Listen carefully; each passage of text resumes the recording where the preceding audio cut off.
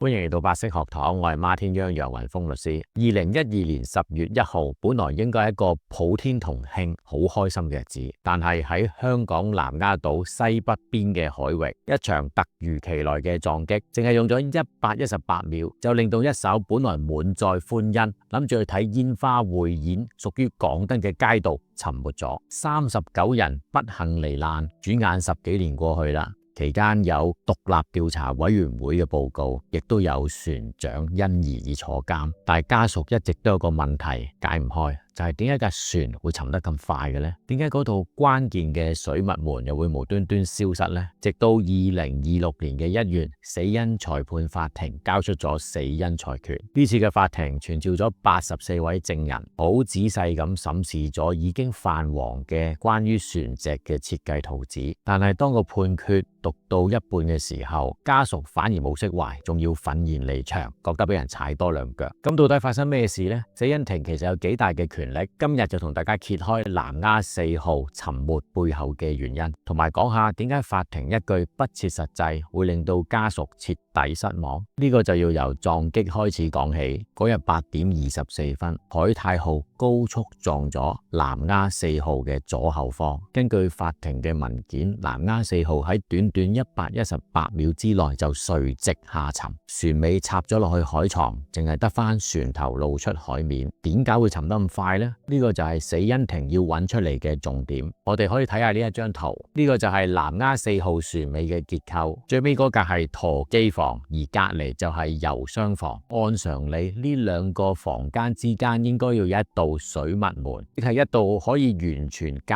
絕海水入侵嘅門。有咗呢道門，就算海水入咗呢一個舵機房，都唔會即刻湧入去油箱房。咁樣隻船應該唔會沉得咁誇張咁快。但係救護人員撈起嗰架船之後，竟然發現嗰個位係冇門嘅，翻個通道口，即係話得個窿。於是乎問題就嚟啦，呢一道救命門到底邊個話唔裝嘅呢？係個船廠偷工減料啊，定抑話個設計師設計錯誤呢？喺今次嘅研訊裏邊呢，財利船廠嘅董事羅岳瑩 Ken Lo 咧講咗一個令到在場人士好多都認為幾特別嘅講法。佢就咁講嘅，冇裝門呢就唔係疏忽，其實呢個係一個深思熟慮嘅決定。咁好多一般人聽完就覺得好誇張啫，為咗安全去設計呢架船，竟然攞走咗一個重要嘅安全裝置。咁佢就咁講嘅，其實當年咧係根據一條幾冷門嘅規則，嗰條叫做 0.1L 規則。咁個規則就咁解釋嘅，嗰個舵機房咧就因為太短啦，係冇嗰架船咧嘅整體長度咧嘅1/10都唔夠，即係 0.1L。其實架船嘅設計就有6個艙，咁但係大家可以睇到，如果6個艙中間咪應該有5隻水密門咯，但係事實上係得4隻水密門啫。咁當時有一個規例嘅要求，就係要一艙不沉。個意思咧，即係話就算其中一個艙入滿水，嗰架船都係可以做到唔沉嘅。但係頭先大家都聽到個舵機房係短過 0.1L， 即係成架船嘅 10%。咁樣原來喺個規例裏邊咧，呢一個係唔叫做一個艙。咁點好咧？咁啊唯有咧係可以將同隔離嘅艙，即係油箱房兩個黐埋一齊計。咁咧因為大過 0.1L，大過 10%， 所以叫做一個艙啦。咁呢個艙其實由舵機房同埋油箱房組成嘅噃。總之喺呢個規例上邊，呢兩個房間造成嘅一個艙咧，佢唔沉，亦都叫做一艙不沉啦。咁呢兩個房變咗一個艙，咁所以中間咁咪唔使水密門咯。咁喺當年嘅法律標準底下咧，咁樣嘅設計係合規嘅。不過合規係咪等於安全呢？咁呢一點就最諷刺啦。因為家屬明明覺得你可以做得更安全，但係為咗遷就條例，竟然整咗個陷阱俾乘客。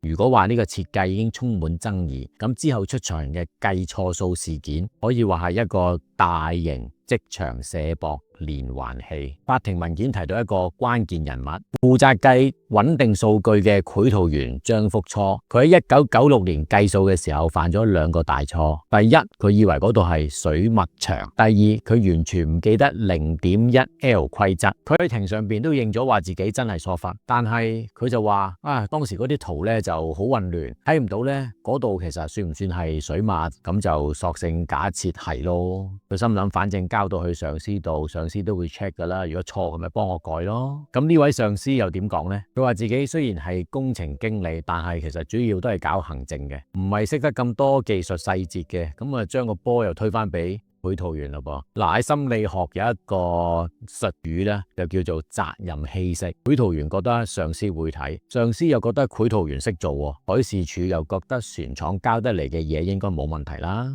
咁個結果就係個個都覺得唔關佢事，最後就冇人負責啦。審訊咗44日之後，周慧珠法官最後就作出咗裁決，佢裁定39位遇難者係非法被殺，呢個係家屬爭取咗好耐嘅結果，至少證明咗呢件事並唔係一個意外，而係真係有人做錯嘢。點解家屬依然咁嬲，覺得俾人踩多2腳，仲要拍台離場呢？重點就係法官嘅一句不切實際。家屬提出咗好多改革嘅建議，希望防止悲劇重演，但係法官喺判詞入邊對部分嘅建議直接形容為不切實際。其中令到家屬最嬲嘅呢，就係驗船嘅制度。家屬嘅諗法係咁嘅：南丫4號行咗10幾年，年年都有驗船官上去作出檢查，如果啲驗船官每一年都用翻原始嘅設計圖去做對比，早就會發現，喂，個圖紙話有門，咁但係點解驗船現場係冇嘅呢？咁就可以早啲補救，可能救翻好多人命咯。所以家屬要求以後驗船都需要對翻原始嘅圖紙，確保冇變差。但係法官就拒絕咗，仲寫得好清楚添。佢話驗船就分2類嘅，一種就係新船落水嘅時候第一次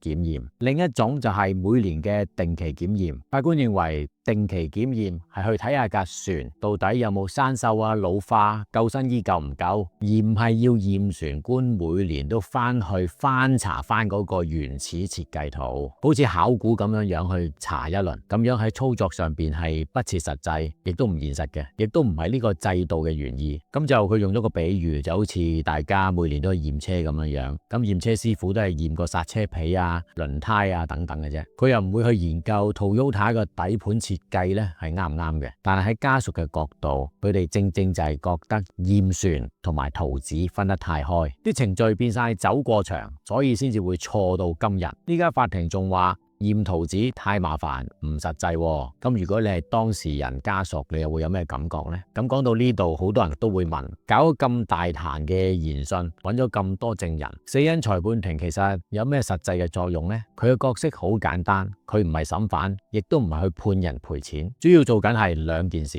第一，查清楚死者點死喺醫學上；第二，去確定死亡屬於邊種情況，例如自殺、意外定係非法被殺等等。所以死因庭冇權去判刑，佢亦都冇權去強制政府一定要改革，佢最多只能夠提出建議嘅啫。所以呢個就係點解法官好謹慎，佢唔想俾一啲執行唔到嘅意見。咁啲證據有冇用呢？可唔可以拎去告人㗎？刑事方面就咁睇，如果死因庭發現有人可能犯法，佢可以將文件交俾律政司或者警方，而律政司再睇證據去決定告唔告人。所以死因庭好似一個照妖鏡咁樣，去幫警方揾一啲以前漏咗嘅線索。而民事方面呢，就咁睇嘅，呢個係一個家屬嘅事情。雖然死因庭係唔會判人哋賠錢，但係佢確立咗一堆事實出嚟，家屬要去民事法庭去告需要負責任嘅一方，就可以引用到死因庭嘅結果嘅。例如死因庭講咗冇水密門，船員魯莽駕駛，咁家屬就唔需要再用幾年嘅時間去重新揾證據。雖然死因庭裁決本身係唔具約束力，但係喺死因裁判庭裏邊出現嘅證供、證人、證物